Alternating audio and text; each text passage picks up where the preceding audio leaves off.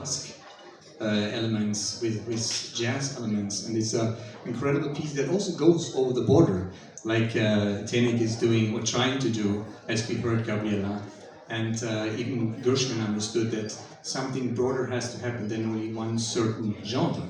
So we go over the borders, and that is an interesting aspect of tonight's concert. Absolutely, I love pieces that cannot belong to a certain genre, or that you cannot put in a box. I love anything that you can put in a box. People have been trying to put me in a box for years, and I resist. But for example, Ravel, yeah. So he's a wonderful French composer with all the influence of Debussy and the beautiful, colorful orchestration he was a master of. But in this one, you can really hear the influence of jazz and the blue notes that you were mentioning. This kind of bendy melodies that you don't expect, and also the way the piano plays sometimes is very jazzy, going from one idea to the other as if he was improvising.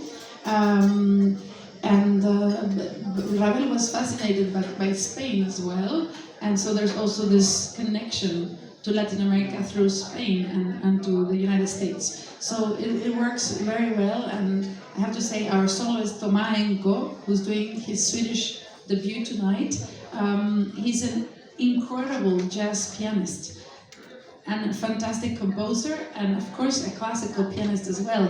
So I think he's the perfect soloist for this piece because and he's French, so he lives in this all these worlds.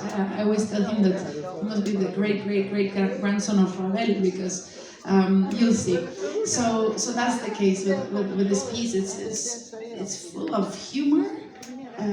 It's completely unexpected. Always what's happening is unexpected, and the second movement I think is particularly beautiful because it starts with a long solo of the piano, which you cannot really tell in which time signature it is. You cannot tell if it's in a boom, bum, bum, boom, bum, bum, boom. That would be a 6/8. 1, 2, 3, 4, 5, 6, or a 1, 2, 3, 1, 2, 3. You cannot tell if it's in a 3 or a 2 or a 6. And so even though it's very contemplative but quiet, there's always this sense of unsettlement, and there's a gorgeous English horn solo, so yeah, masterpiece for sure.